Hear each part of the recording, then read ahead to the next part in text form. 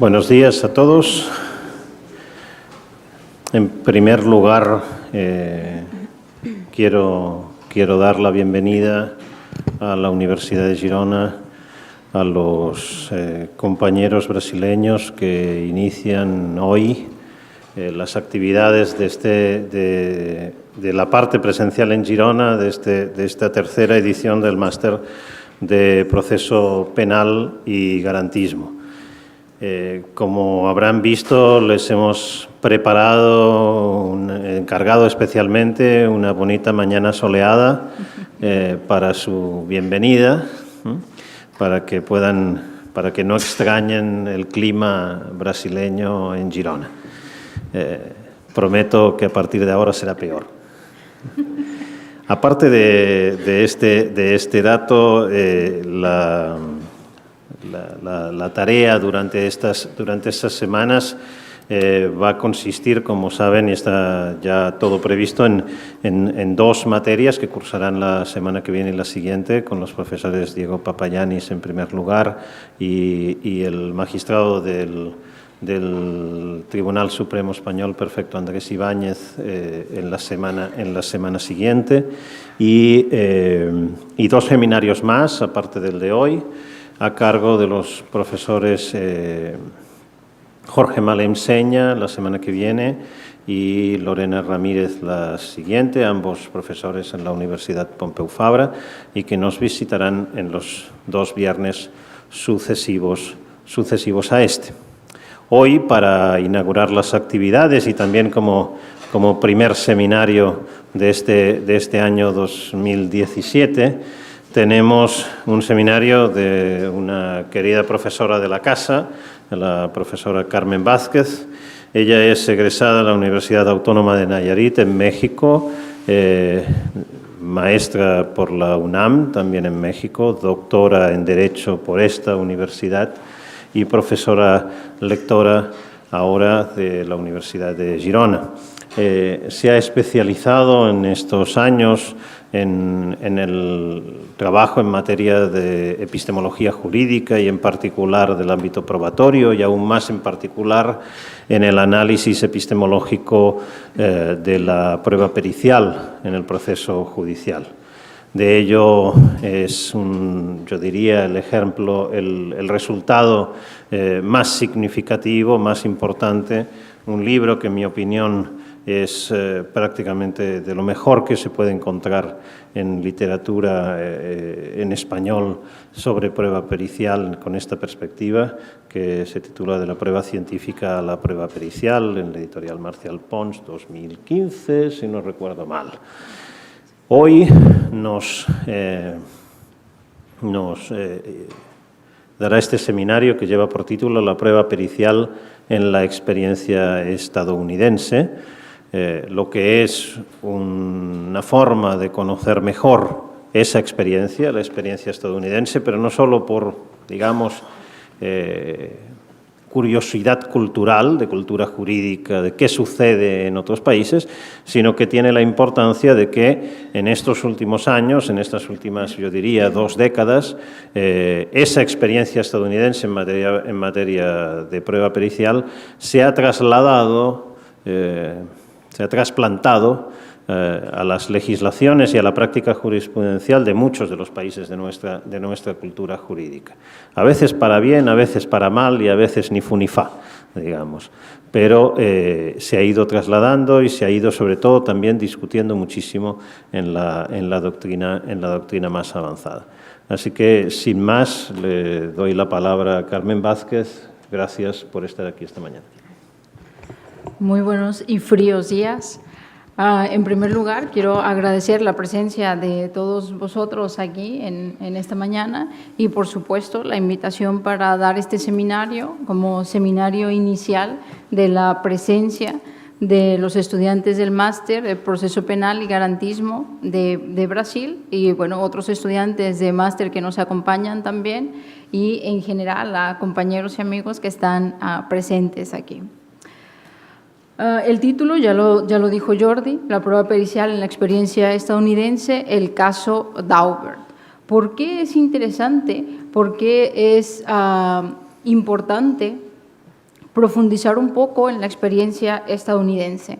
Jordi ya lo comentaba también hace un momento, el caso Daubert ahora mismo, actualmente, es un referente, por ejemplo, en el análisis teórico que se hace de la prueba pericial. No hay prácticamente ningún estudio que se haga sobre este elemento de juicio que no hable directa o indirectamente del caso Daubert o los criterios Daubert. Como veremos, son criterios emitidos por la Corte Suprema estadounidense para la valoración judicial de las pruebas periciales, ¿sí? No solamente los teóricos han hecho mucho eco del caso Daubert, también a nivel jurisprudencial hay varios sistemas jurídicos que han llevado los criterios Daubert a su jurisprudencia. El caso mexicano, el caso peruano, el caso italiano, el caso argentino. Hay varios sistemas jurídicos que los han ido adoptando. No solamente a nivel jurisprudencial, hay algunos casos también que los han llevado a nivel incluso legislativo. El caso colombiano es paradigmático en este sentido.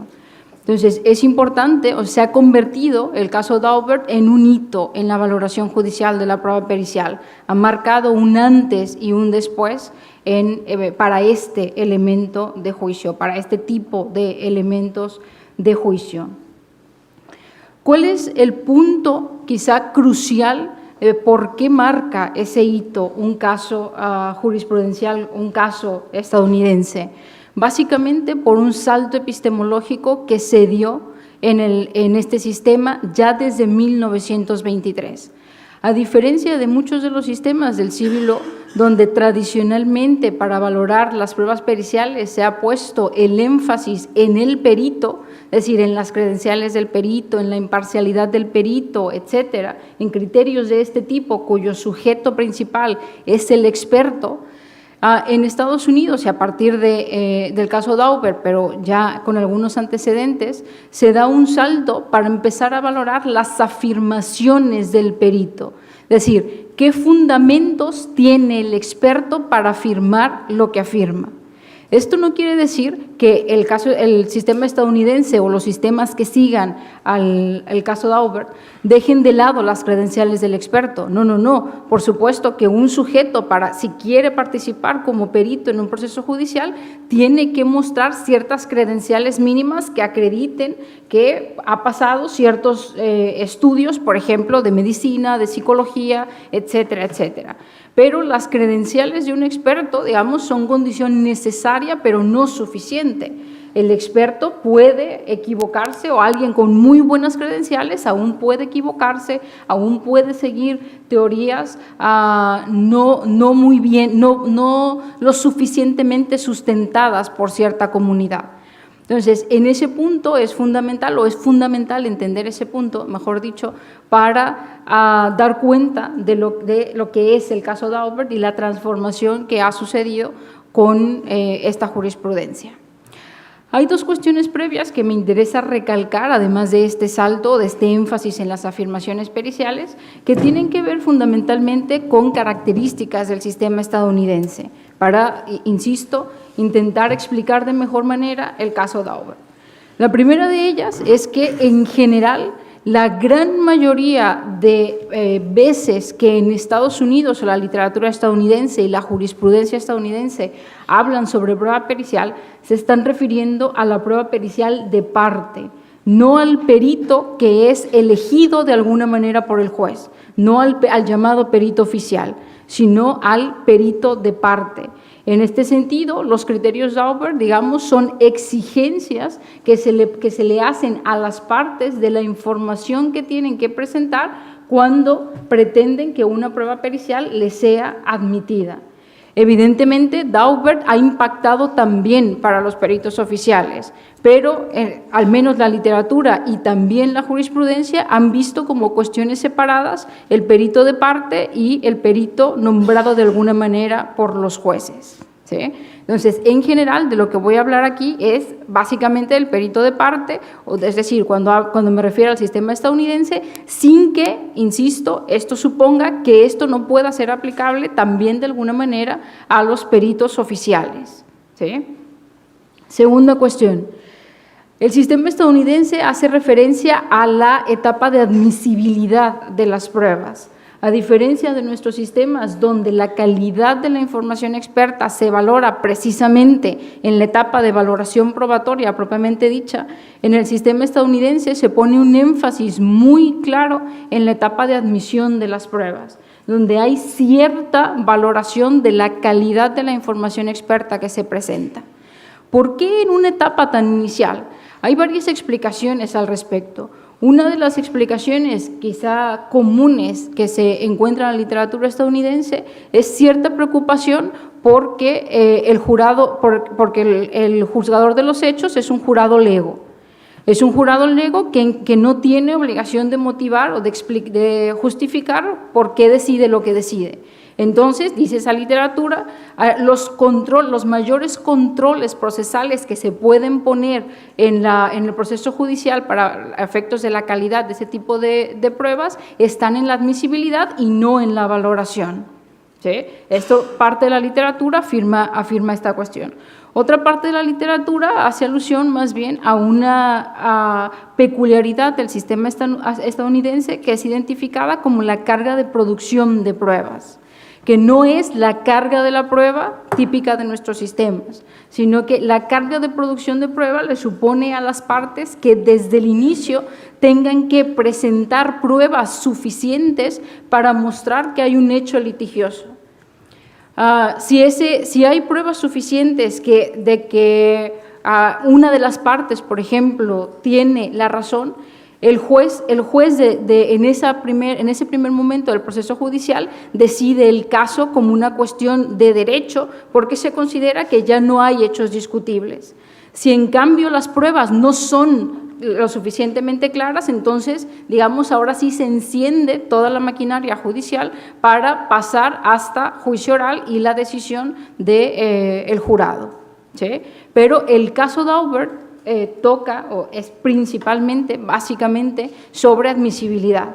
Entonces, si reformulamos con lo dicho hasta ahora, los criterios emitidos por la Suprema Corte en el caso Daubert para valorar la calidad de las pruebas periciales hacen alusión a la admisibilidad de este tipo de pruebas. Es decir, cuándo una prueba pericial es admisible o debe ser admitida en el proceso judicial estadounidense.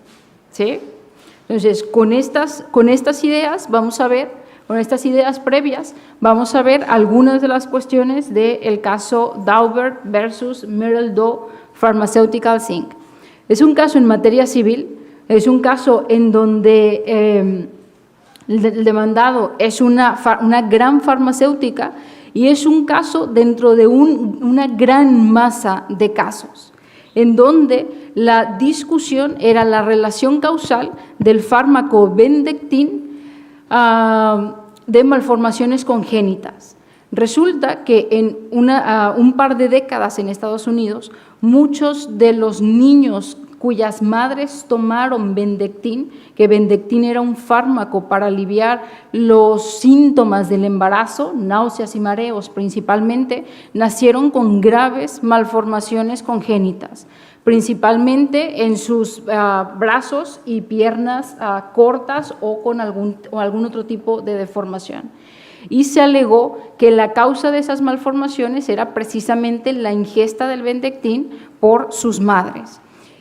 Hubo muchos casos de Bendectin a lo largo y ancho de Estados Unidos, pero este fue el único caso que llegó hasta la Corte Suprema estadounidense. Merrill Doe, la farmacéutica, desde el inicio, su argumento fue que no había pruebas de la relación causal.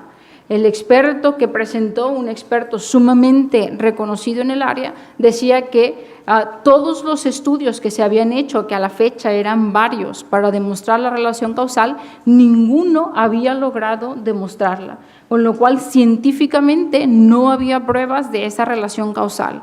Y como no había pruebas de esa relación causal, decía la farmacéutica, entonces aquí no hay nada que discutir, no hay materia de juicio.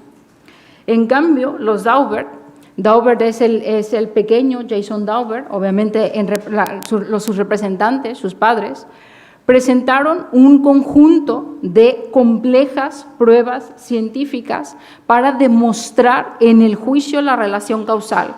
Es decir, su estrategia procesal no pasó por decir, bueno, por contradecir las afirmaciones del experto de la farmacéutica, sino por mostrar sus propias pruebas periciales de la relación causal.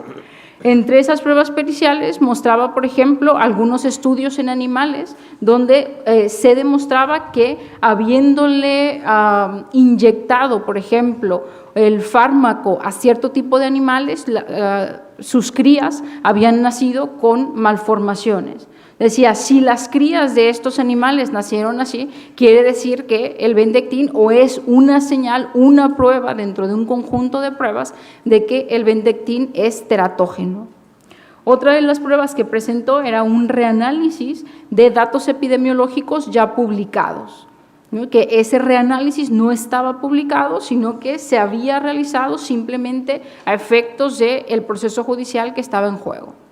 Pues todas estas pruebas presentadas por Dauber fueron sistemáticamente excluidas de los tribunales estadounidenses. Pasaron todas las instancias correspondientes y todas las instancias correspondientes excluyeron las pruebas periciales presentadas por los Dauber, dándole la razón a la farmacéutica. ¿Cuál fue el argumento principal de esa exclusión? La aceptación de la comunidad experta de referencia. Este criterio, la aceptación de la comunidad experta relevante, es un criterio que ya tiene una larga historia en Estados Unidos, surge en 1923 en un caso que se llama Fry. Es un caso en materia penal en donde Fry es un médico, que es un sujeto al que se le acusa de matar a su médico. Él en un primer momento confiesa el crimen. Y después dice, oigan, mi mamá dijo que siempre no lo cometí. Entonces se desdice y para sustentar su nueva afirmación pretende presentar como elemento de prueba un entonces muy novedoso detector de mentiras. Y el detector ofrece el detector de mentiras y la Corte, el tribunal, no llega a la Corte Suprema ese caso, el tribunal correspondiente dice es excluido. No podemos permitir ese tipo de elementos de juicio precisamente porque no está aceptado por la generalidad de la comunidad experta relevante. Y ahí surge ese estándar desde 1923 y está en la práctica estadounidense desde entonces. Entonces tenían ese estándar y con ese estándar los tribunales que conocieron el caso Dauber, con ese criterio, empezaron a excluyeron el conjunto de pruebas presentado por los Dauber.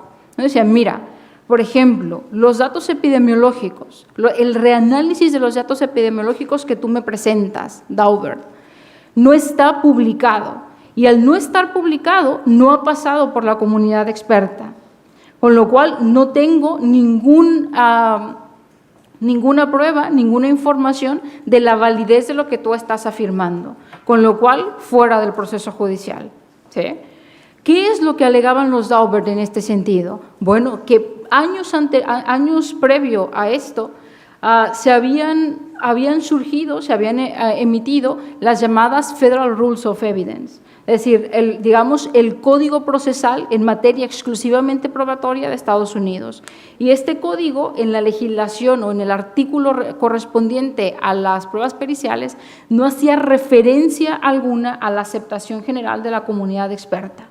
Entonces, los Dauber decían, no me puedes aplicar ese estándar de 1923 cuando ya hay una nueva legislación que no hace alusión a ese estándar, que entonces debes de considerarlo inaplicable. No es el primer caso que discutía esa contradicción en los criterios de admisibilidad de las pruebas periciales y precisamente por eso la Suprema Corte estadounidense decide atraer el caso y resolver sobre esa contradicción de criterios con los cuales que deben regir la admisibilidad de las pruebas periciales en los tribunales federales estadounidenses.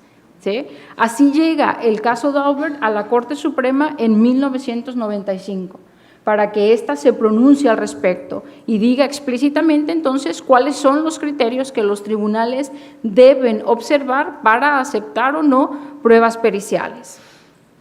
En este contexto surgen entonces estos 4 criterios Daubert, expuestos por el magistrado Blackmun o desarrollados por el magistrado Blackmun en su proyecto de sentencia, pero obviamente aceptados por toda la Corte Suprema estadounidense. Y esos famosos 4 criterios son la refutabilidad o susceptibilidad de contrastación empírica de los métodos o las teorías utilizadas por el experto, la revisión por pares y o publicación, el rango de error conocido o posible y, nuevamente, hace referencia la Corte Suprema a la aceptación general, algunas veces dice general, otras veces amplia, de la comunidad experta relevante. ¿Sí? Estos son los 4 criterios que, digamos, si dedican 10 minutos a ver la literatura actual sobre prueba pericial, los encontrarán por todos sitios. Sobre todo el último, la aceptación general o amplia de la comunidad experta de relevante o de referencia. ¿Sí? Los encontramos, insisto, otra vez, en la jurisprudencia a nivel legislativo, etcétera, etcétera. Los encontramos de formas muy diversas. Se han hecho traducciones de los criterios Daubert de forma muy distinta, acoplado a distintos conceptos, a veces o usando distintos conceptos. A veces, por ejemplo, se habla de la aceptación de la comunidad experta internacional, cuando muchas veces las áreas de conocimiento en realidad no hay una comunidad experta internacional propiamente dicha, sino más bien locales o nacionales. Pero han ido variando o tienen distintos variables cada uno de estos criterios. Aquí no me interesa hacer alusión o hacer una historia de cómo han sido interpretados esos criterios por los tribunales estadounidenses, cómo han sido llevados a la jurisprudencia o a la literatura en los distintos países, etcétera, sino más bien hacer alusión o profundizar en algunos de los problemas que tienen cada uno de estos criterios y sobre todo qué podríamos o qué nos ofrece de información adecuada para valorar la calidad de las pruebas periciales cada uno de estos criterios. ¿Sí? Empecemos por el primero, la refutabilidad. Este es un criterio sumamente peculiar en Daubert, porque es un criterio muy filosófico. De hecho, Daubert ha tenido tal impacto que no solamente ha llegado a los tribunales o a la literatura jurídico-procesal, sino que se han metido en el debate sobre Daubert filósofos de la ciencia, epistemólogos y un cúmulo de las más diversas especialidades del conocimiento experto. El criterio de la refutabilidad, o este primer criterio Daubert, resulta que el juez Blackmun, para profundizar en él, utiliza o hace cita de 2 grandes filósofos de la ciencia, Popper y Hempel. Una de las críticas más fuertes que hacen los filósofos de la ciencia a este criterio es precisamente la compatibilidad teórica entre estos 2 autores, que son en principio incompatibles teóricamente. No voy a profundizar en este debate, si quieren luego en las preguntas y respuestas podemos hablar al respecto, pero sí me interesa enfatizar que lo siguiente, con este debate, con este criterio, se abrió la puerta para empezar a discutir un criterio que también ha estado muy en boga en muchos de nuestros sistemas jurídicos, que es la cientificidad. La cientificidad como sinónimo de fiabilidad, es decir, que si una prueba pericial es científica o se le considera como científica, entonces por ese simple hecho es fiable, ¿sí? Como si cientificidad y fiabilidad fuesen sinónimos, ¿sí? En este problema se han invertido muchos años y evidentemente muchas hojas, mucha discusión en la filosofía de la ciencia, reconociéndole como el problema de la demarcación. Es decir, si estamos afirmando que la ciencia es fiable a diferencia de cualquier otro tipo de conocimiento, entonces es necesario establecer claramente los límites entre lo que es científico y lo que no lo es. Y a ese se le ha identificado como el criterio de la demarcación. ¿sí?, a la tarea de establecer esos límites que me permitan demarcar entre lo científico y lo no científico, entre lo fiable y lo no fiable.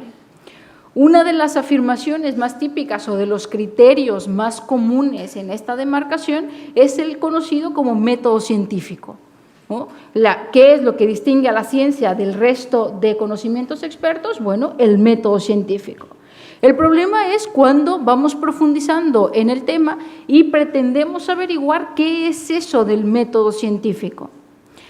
Y si es verdad que hay un método científico que es seguido por todos los científicos y solo por los científicos. Los filósofos de la ciencia han llegado a la conclusión de que esto no es así. Es decir, que no hay un problema de la demarcación genuino, que en realidad es un pseudoproblema, que no es posible establecer claras líneas de demarcación entre lo científico y lo no científico, y sobre todo que no todo lo científico tiene el mismo nivel de fiabilidad y no solo lo científico es fiable. Es decir, que dentro de la empresa científica podemos encontrar un conjunto de métodos y técnicas con muy distintos grados de fiabilidad. Enfatizo, la fiabilidad entonces es una cuestión gradual, no es un criterio de todo o nada, no es como estar embarazada, no puedes estar medio embarazada, o lo estás o no lo estás. ¿No? La fiabilidad no es de esta manera, la fiabilidad es una cuestión gradual, puede ser más fiable o menos fiable. Y en ese sentido, en la empresa científica encontramos afirmaciones y teorías con mayor fiabilidad y con menor fiabilidad. Pero también fuera de la empresa científica encontramos afirmaciones, conocimiento con mayor fiabilidad y menor fiabilidad. Con lo cual, ese criterio de demarcación, ese criterio de cientificidad que entra en los criterios de Auber a través del criterio de la refutabilidad, queda ampliamente cuestionado. Esa interpretación del criterio como, bueno, entonces la cientificidad es aquel criterio que me va a permitir valorar adecuadamente las pruebas periciales. No es tan fácil como eso, ¿sí? Una buena interpretación que se ha hecho de este criterio de la refutabilidad, digamos, tiene que ver con el carácter empírico de los enunciados o de las afirmaciones o de los métodos o las técnicas que utilizan los expertos. Es decir, tenemos que recordar que las afirmaciones que vienen a hacer los expertos en el proceso judicial tienen que tener un carácter empírico, tienen que ser susceptibles de demostración empírica, ¿sí? Tienen que ser susceptibles de prueba. Aquí podemos tener dos casos, quizá un caso fácil para mostrar esto y un caso un tanto más complicado para mostrar esto. Un caso fácil para mostrar esto, un caso de mi país. Un caso en donde fue admitido como elemento de prueba, como elemento de prueba pericial, las afirmaciones de una vidente. Una vidente conocida como la Paca. Por eso les pongo ahí el caso de la Paca. Resulta que estaba el proceso judicial, un proceso en materia penal, donde se discutía que el hermano de un expresidente de la República había matado a un gran empresario mexicano. Y de pronto aparece esta vidente afirmando que el espíritu del empresario se le había presentado en su templo y le había dicho dónde se podía encontrar el cuerpo, porque no se había encontrado el cuerpo, que era una prueba clave del proceso judicial. Y entonces la presenta el abogado ante el juez y se admite como elemento de prueba. Con un criterio empírico, este tipo de elementos de prueba evidentemente tiene que quedar fuera del proceso judicial. ¿Por qué? Porque no hay manera alguna de demostrar que las afirmaciones de esta señora tienen un sustento, pese a que efectivamente ella fue al proceso judicial y dijo: el cuerpo del empresario se encuentra en la finca tal del señor tal, ubicada en tal lugar. Fueron ahí y ahí estaba el cuerpo.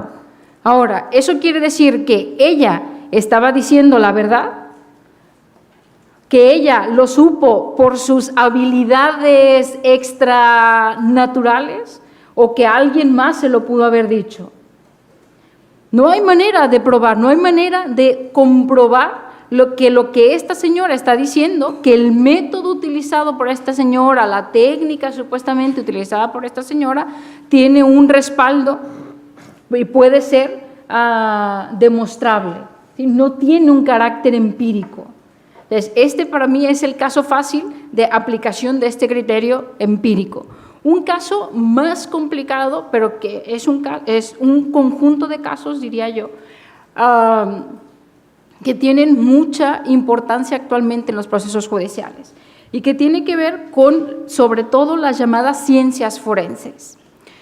Muchas de las ciencias forenses actuales o que están en juego actualmente parten de la llamada tesis de la unicidad, es decir, que los seres humanos tenemos una única, o que nuestra huella dactilar, por ejemplo, es única, que nuestra dentadura es única, y que con lo cual, por ejemplo, cuando encontramos una huella dactilar en una escena del crimen o una mordedura en el cuerpo de la víctima, de manera irrefutable podemos dar con el sujeto que es dueño de esa huella dactilar o que es dueño de esa dentadura, cuando no hay ninguna evidencia empírica de esa tesis.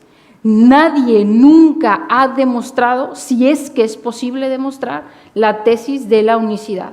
Es decir, no se ha demostrado que nuestra dentadura es única, inconfundible, irrepetible, etcétera. Tampoco se ha demostrado que nuestras huellas dactilares son únicas. Entonces, lo que convierte esta idea o el cuestionamiento de esta idea, en realidad a lo que nos lleva es a cuestionarnos cuando un experto de estas ciencias forenses viene a hacer afirmaciones al proceso judicial, lo primero que nos tiene que decir, digamos, cuál es la población de referencia que está tomando en cuenta para afirmar que las huellas dactilares pertenecen a un sujeto y por qué esas huellas dactilares pertenecen a otro y no pueden pertenecer a cualquier otra persona que forme parte de la población que él está analizando, y lo mismo sucede con el análisis de los dientes o la mordedura, ¿sí? Entonces, este criterio, el criterio empírico, del empirismo, de la refutabilidad en Daubert pasa por este tipo de cuestiones. Porque, ¿cómo podemos probar cuán susceptible de prueba son las afirmaciones que utilizan los expertos para fundamentar sus informes periciales o todo aquello que vienen a decirnos al proceso judicial? Segundo criterio, la revisión por pares y o la publicación.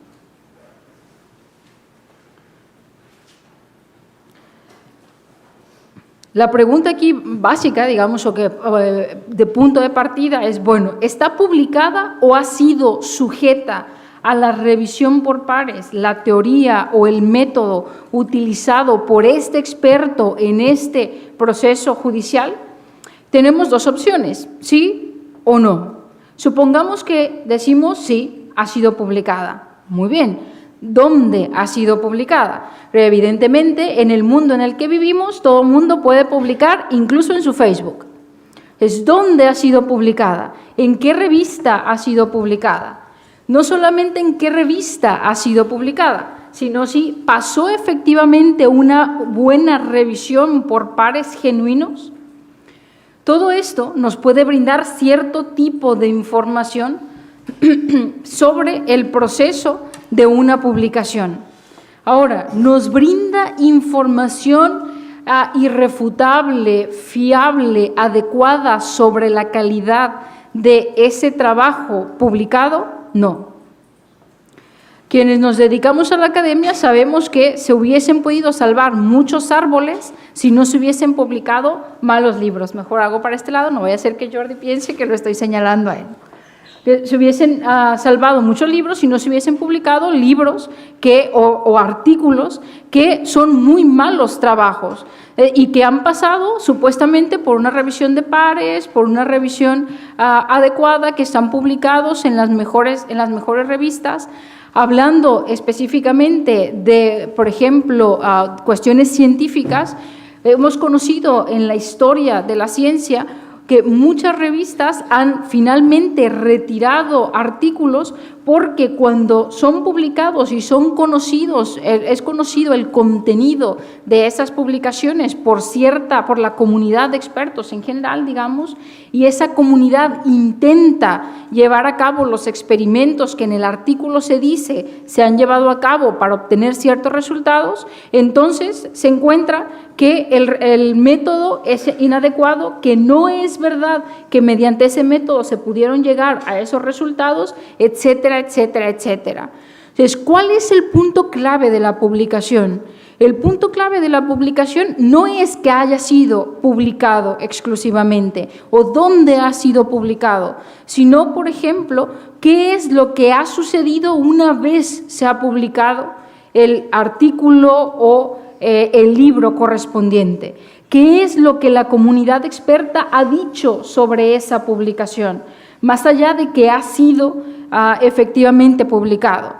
Básicamente, ¿cuál es la validez, cuál es la corrección del contenido de lo que se publica en la mejor revista de la medicina, la física, la química, la biología, etcétera, etcétera, etcétera?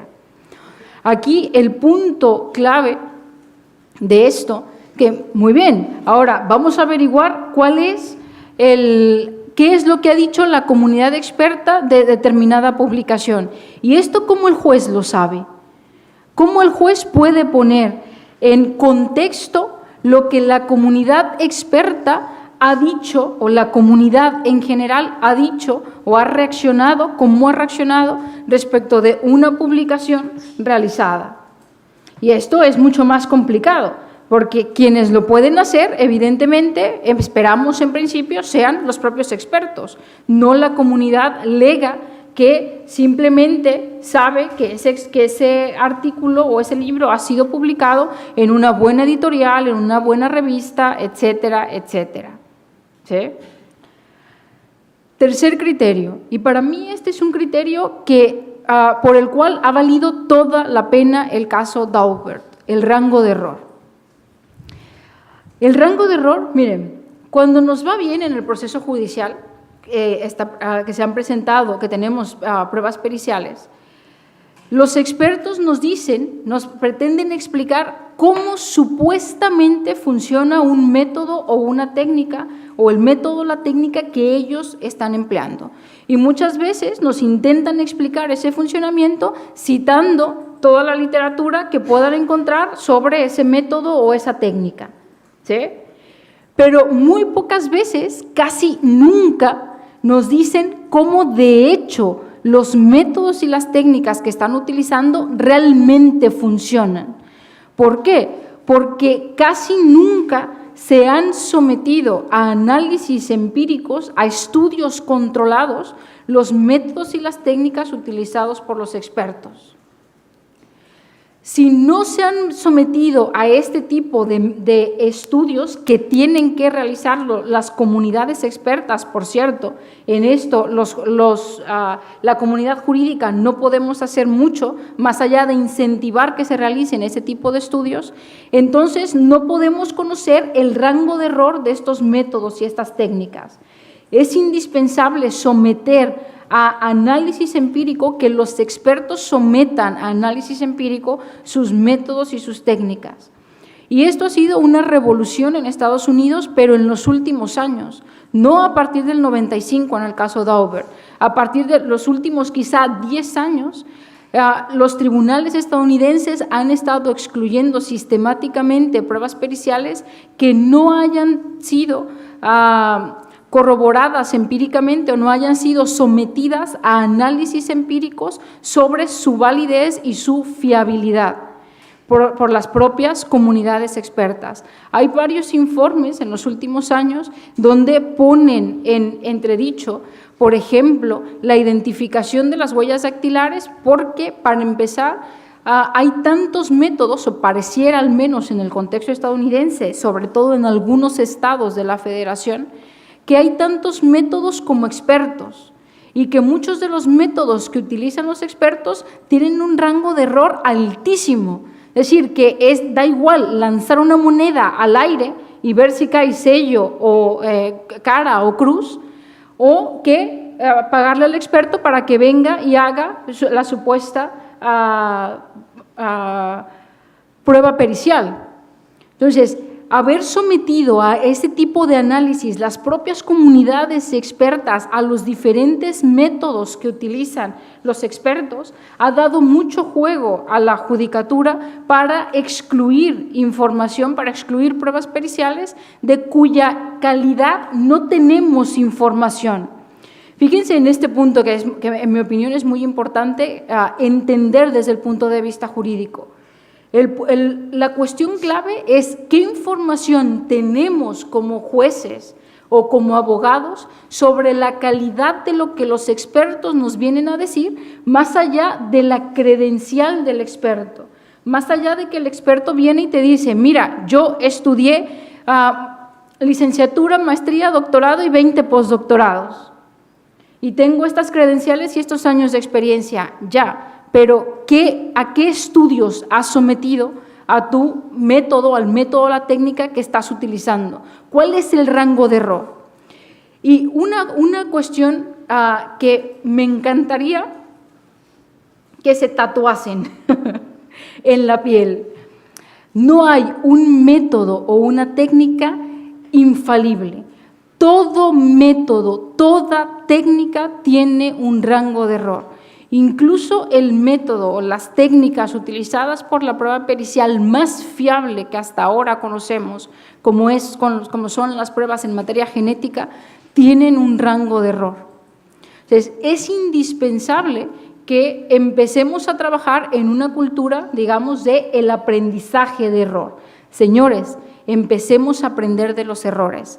Y no me voy a pasar ahora a una charla de psicología de la personalidad, sino pretendo hablar de los errores, o pretendo enfatizar en los errores que pueden llegar a cometer los expertos, como cualquier ser humano susceptible de equivocarse.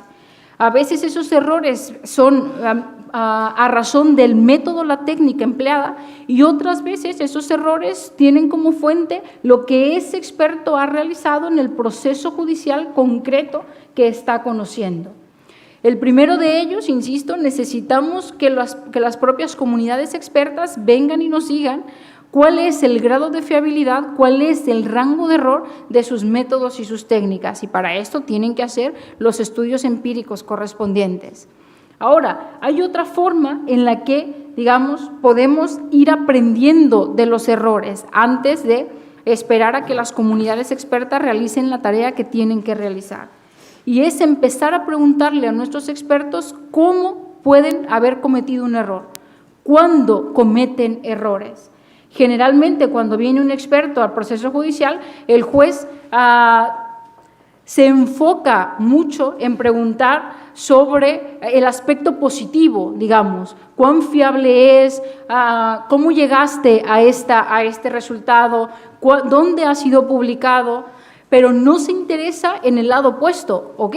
Ahora, me has dado todo el listado de aspectos positivos que yo puedo considerar sobre lo que tú me estás diciendo, pero también háblame sobre cuáles son las fuentes de error. Es decir, cómo tú pudiste equivocarte al realizar o al llevar a cabo el método, la técnica que estás utilizando. El único, digamos, error o tipo de errores con los que quizá hemos estado más familiarizados en el proceso judicial o en el ámbito jurídico en general ha sido con la cadena de custodia. La cadena de custodia es un claro ejemplo de estos. Sabemos que si la cadena de custodia no se llevó a cabo adecuadamente, entonces los resultados que me dé determinada técnica, por más fiable que sea, pueden ser inválidos incluso, porque precisamente no se llevó a cabo adecuadamente esa cadena de custodia. Entonces, pero la cadena de custodia es un ejemplo entre muchos otros de la susceptibilidad al error que tienen los expertos. Debemos empezar a preocuparnos por estas posibles fuentes de los errores.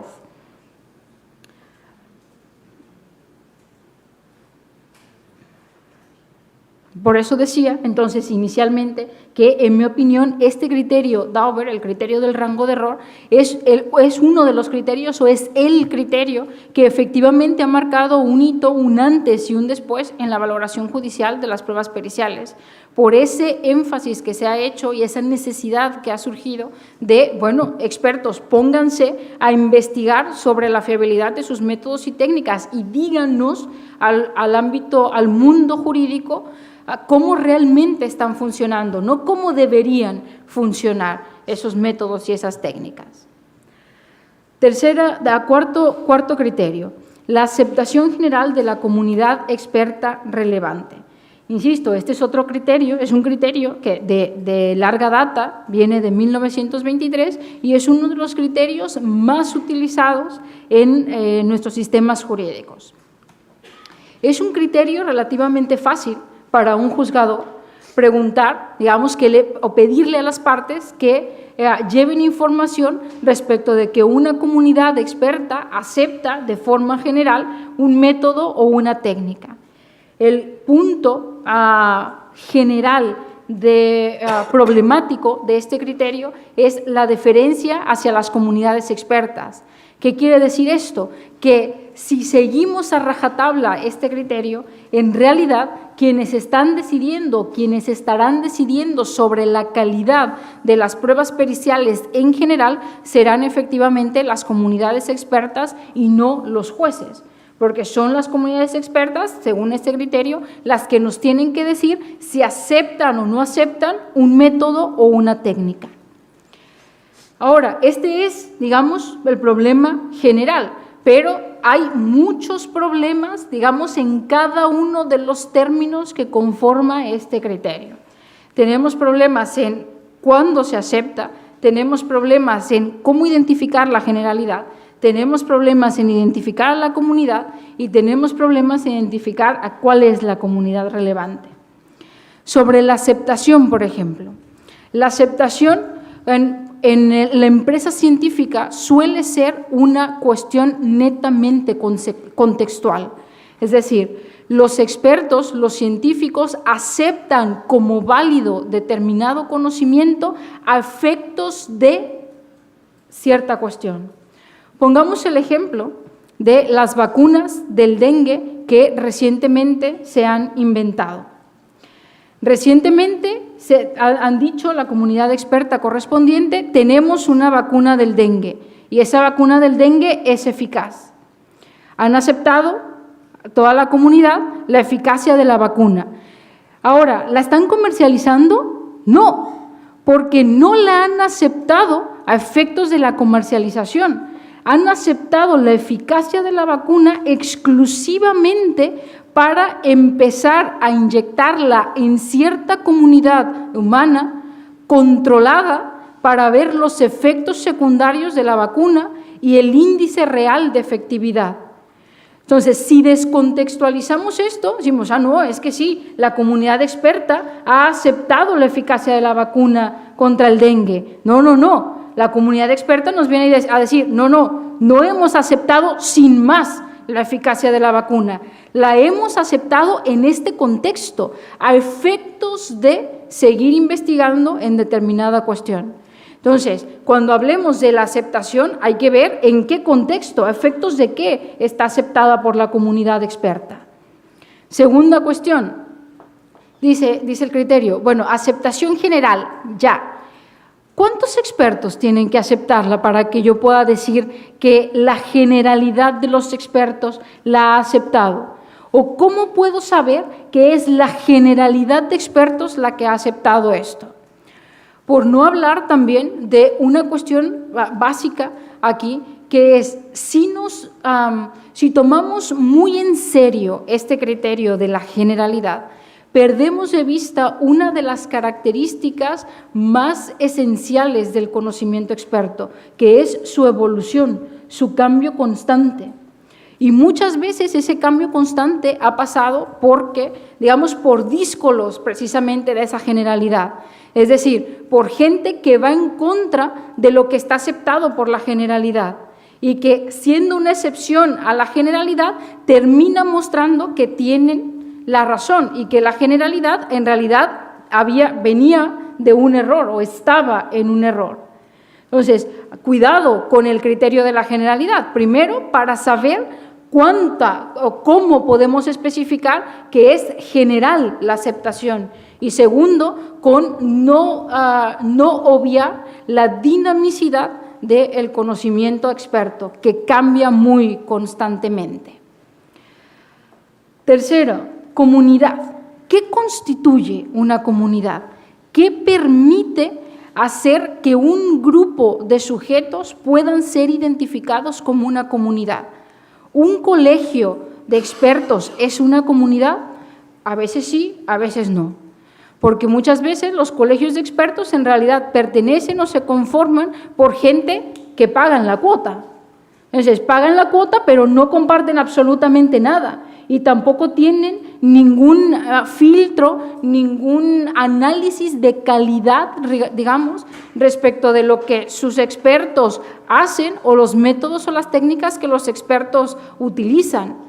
Entonces, ¿qué es una comunidad o cuándo hay una comunidad que pueda brindarnos información adecuada? También puede llegar a ser una cuestión sumamente problemática. Depende de a qué área del conocimiento nos estemos refiriendo. Hay áreas del conocimiento que tienen comunidades expertas muy bien delimitadas e incluso a nivel internacional. La genética es el ejemplo paradigmático de esto. Pero hay muchas otras áreas del conocimiento en donde hay multitud de pequeñas comunidades que evidentemente en función de a qué comunidad consultes vas a tener un resultado u otro totalmente diferente. Entonces, no es cuestión fácil identificar a qué comunidad y qué es una comunidad. Ahora, ¿qué comunidad es la relevante? Última cuestión, ¿qué comunidad es la relevante? Y aquí el problema se enfatiza con las llamadas pruebas periciales multidisciplinarias, que son actualmente las mejores pruebas periciales que existen. Es decir, aquellas pruebas periciales o informes periciales que son realizados por especialistas de áreas sumamente diversas. Entonces, cuando tienes una prueba pericial de ese tipo, ¿cuál es la comunidad relevante? ¿A qué comunidad le tengo que preguntar? De todas las que conforman esa multidisciplinariedad. Entonces, es un criterio que a primera vista parecería fácil, pero cuando profundizamos en él, primero vemos que es un criterio sumamente diferencialista hacia las comunidades y segundo, que tiene muchos problemas de identificación. Para ahondar un poco más en la diferencia, ¿qué creen ustedes que respondería, supongamos que existe, la comunidad experta de lectores de pozos de café si yo como juez le pregunto si su método o su técnica es fiable? Me va a decir que sí, que su método o su técnica es re fiable, es muy fiable. Entonces, ¿qué termino haciendo con esto? Bueno, dependiendo absolutamente de lo que la comunidad experta nos diga, cuando la propia comunidad experta puede estar equivocada y puede no tener información adecuada de la fiabilidad de sus propios métodos o sus propias técnicas. Por eso es complicado, es problemático esta deferencia que supone el criterio de la aceptación general de la comunidad experta de Daubert o de origen estadounidense.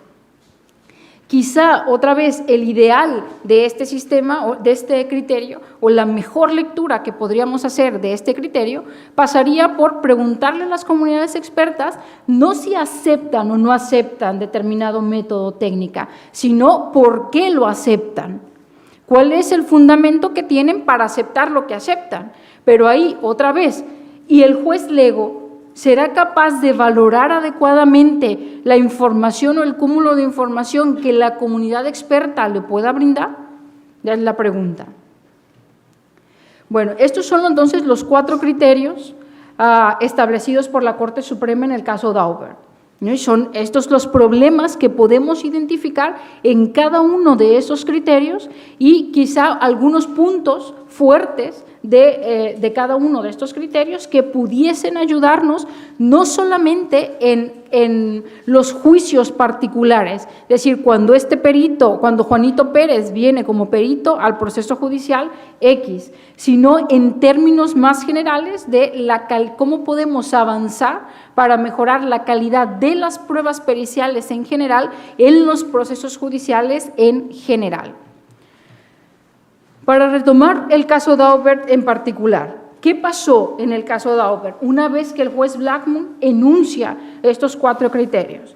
Bueno, la Corte Suprema no aplica los criterios Daubert, no hace mayor especificación sobre los criterios Daubert, solamente dice, miren, tribunales federales, aquí les van estos 4 criterios para valorar las pruebas periciales, pero se los damos a manera de recomendación.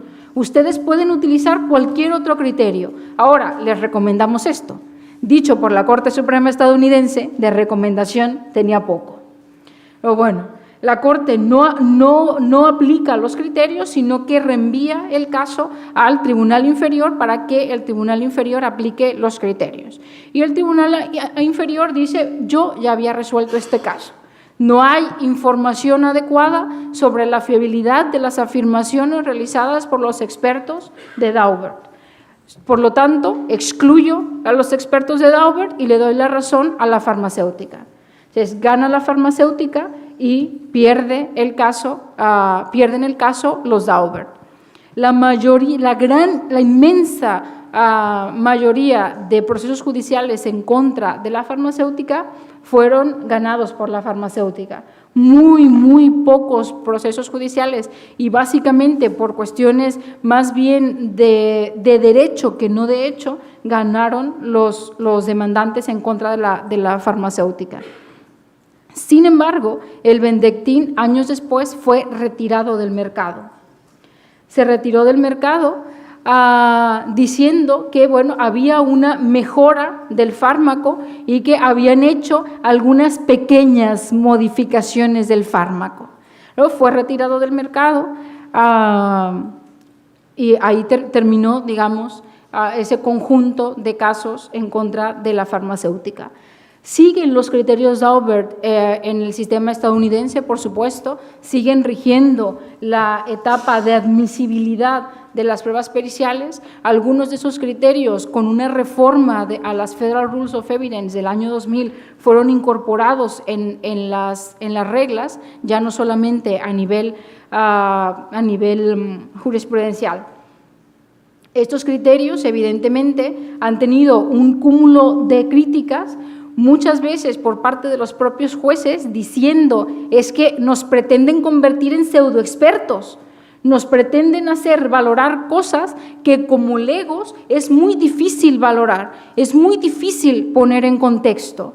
Y otras veces por los propios expertos.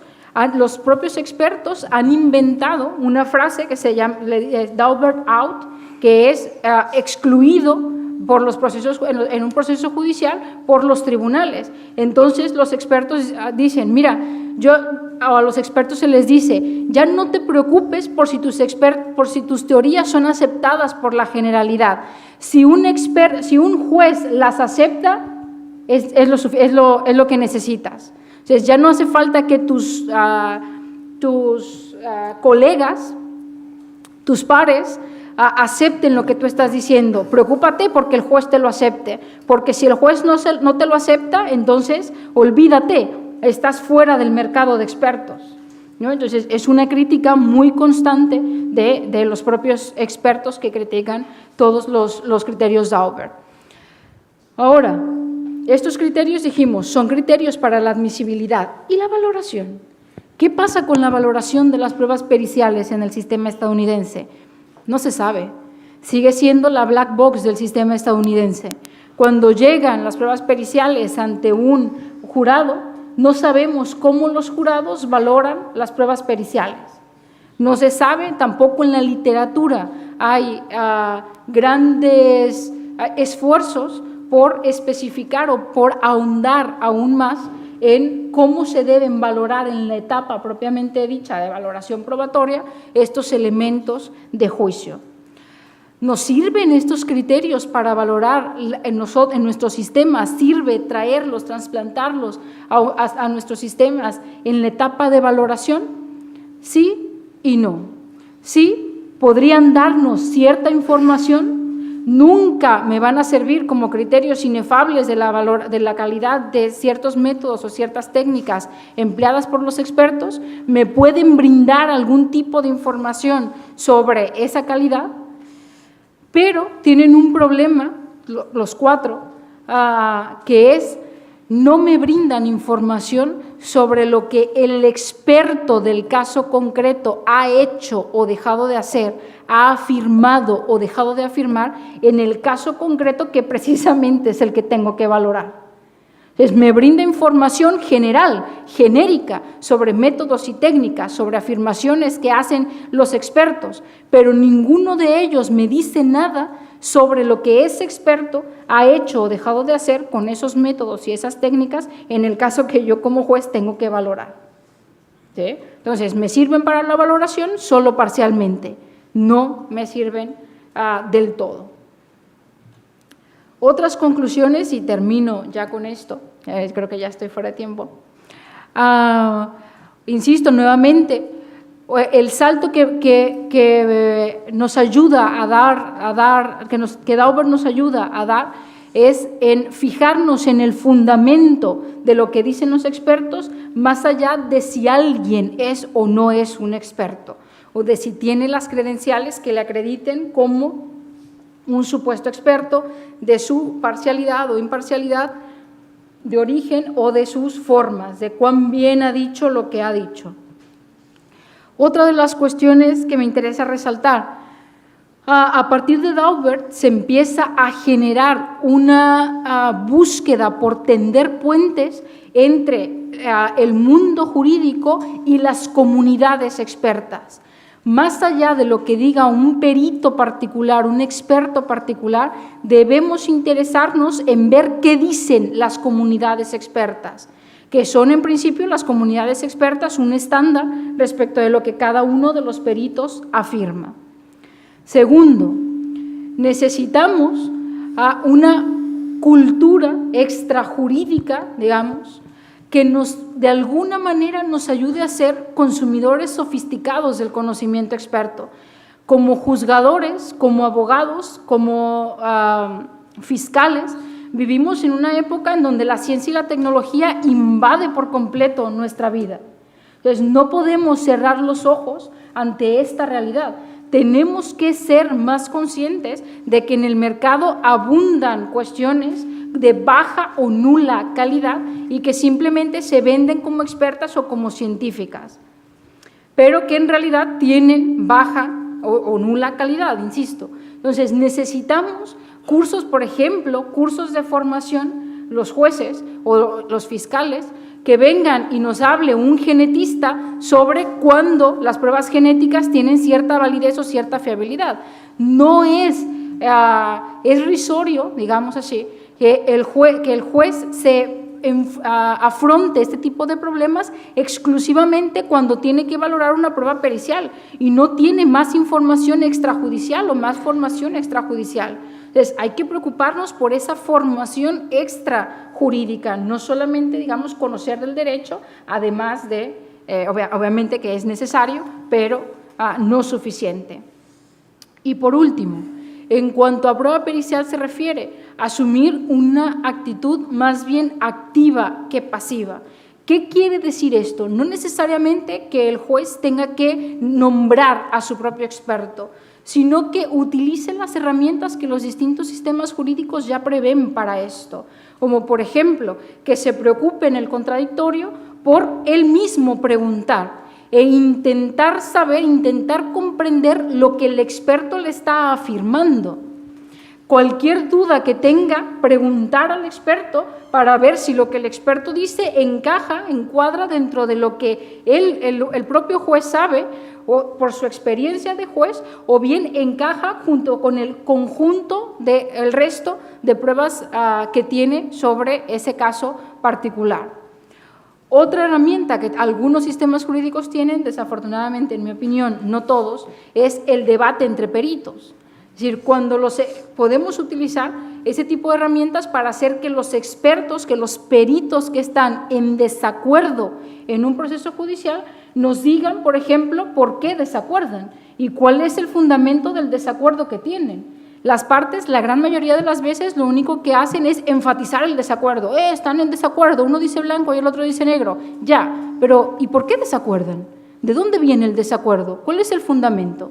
Entonces, utilizar este tipo de herramientas, hacerse este tipo de cuestionamientos, podría ayudar a los jueces a hacer una valoración judicial, hacer una valoración más racional de este tipo de elementos de pruebas que, por cierto, están en boga en la gran mayoría de nuestros sistemas de justicia. Muchas gracias.